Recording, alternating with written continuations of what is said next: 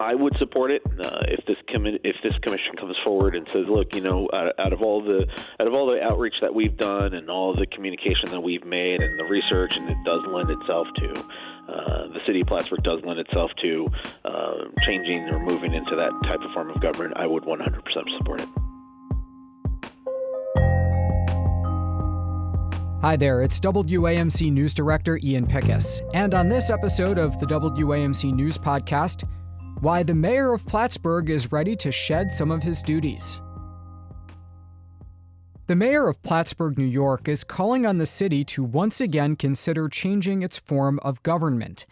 Democrat Chris Rosenquest says he wants a new commission to explore changing from a strong mayor model to a council manager form. Under the current setup, the mayor is the city's chief executive and presides over the common council. A council manager arrangement would include elected councilors and a mayor, plus a hired city manager.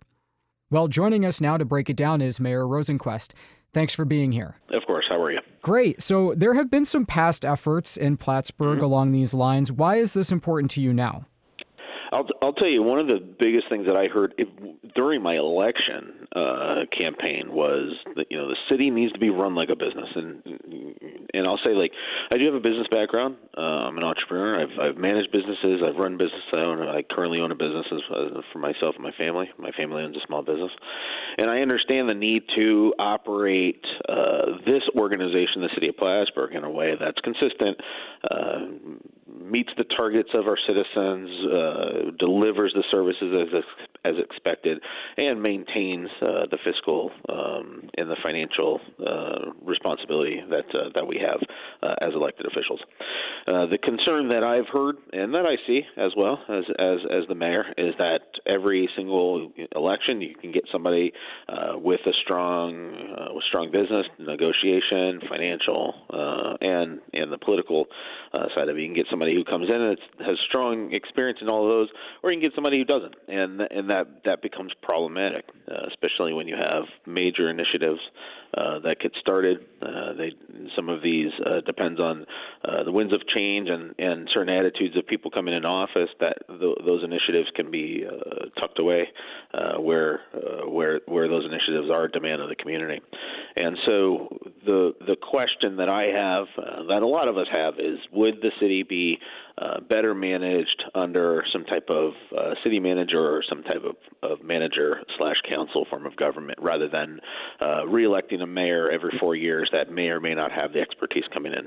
And it's a good question. This is something that was asked almost 10 years ago during the Charter Commission review. That at that time a referendum was put on the agenda for consideration from the voting public, and it only garnered 40% support at the time. And there's a lot of anecdotal responses and information and stories as to why that failed. But I think at this point it is fair to come back and ask that question. We've done a lot of community engagement, so we'll leverage community engagement, community debate, review other forms of government that are similar to ours and similar to what's being asked, and then come up with a list of pros and cons and put it back to the public, maybe. And that's what this commission is for. This commission is being tasked to do that work, to figure out, is this something that the community actually wants, or is it just more kind of like information bubble that's coming up at this point? So, and to be clear, you think it's a good idea? I would support it, and I think that, and I've seen, as a member of NICOM, I'm the second vice president, New York Conference of Mayors, and we've seen this form of government. We've seen strong mayor form of government. We've seen the council manager, more of an administrator, legislator, council form of government as well. Both seem to work well. But again, it just depends on who gets elected and how that consistency is maintained between administrations. I would support it if this commission comes forward and says, look, out of all the outreach that we've done and all the communication that we've made and the research, and it does lend itself to the city of Plattsburgh does lend itself to changing or moving into that type of form of government, I would 100% support it. Not a lot of mayors try to limit their own powers. Wouldn't this change the role of the office you hold significantly? It would be a significant change to the mayor's office, correct? But again, my job as the mayor is to make sure that this organization is run effectively. It's run with the skill set that's required to run a $67 million organization, and it really depends. I know a lot of people say, well, that just makes the mayor a figurehead, or it makes the mayor ceremonial. It doesn't have to. It really does depend on what the demands of the mayor's office would look like after a change like this happens. There's still a lot of involvement that the mayor would have in terms of representing the city on the state level and regional level, and that's something that still required a good skill set and still requires some in-depth knowledge of how to navigate those circles and how to build that network for the city of Plattsburgh. What difference do you think the average resident would see if the form of government changes this way? Initially, I don't see much change in terms of how it impacts the day-to-day resident and the visitor who comes to the city of Plattsburgh. If anything, it's creating more stability in terms of the initiatives that we put forward. We have a lot of plans on the table right now, a lot of plans that we're implementing, and with a manager, those plans can be consistent regardless of who's sitting in the mayor's seat. So that's one thing that we've heard is a benefit, as a pro to this form of government. But again, if anything, residents would be able to see plans created and plans fulfilled under that kind of government, rather than plans created under my administration and perhaps the next person coming in decides that they don't like those plans and those plans change regardless of how they were created. So in your experience, because reading the statement, you have pointed to the possibility for a lot of disruption between individual mayors who then come into the role that you've described. Was that your experience when you came into office, that you felt you had to reorganize a lot of things that would have been better handled by a council appointed city manager? 100%. And again, I'm coming from a strong business background, and look, nobody has all the tools, nobody has all the answers, me included, right? So when I came in, there was a lot of disorganization.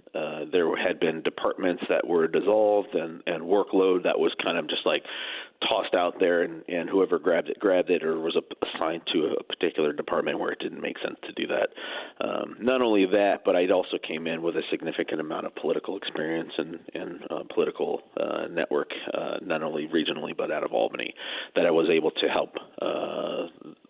That I was able to leverage to help the city of Plattsburgh get back onto the right track where it comes to organizing financials, organizing planning, representing the city in terms of the grants and finding monies at the state.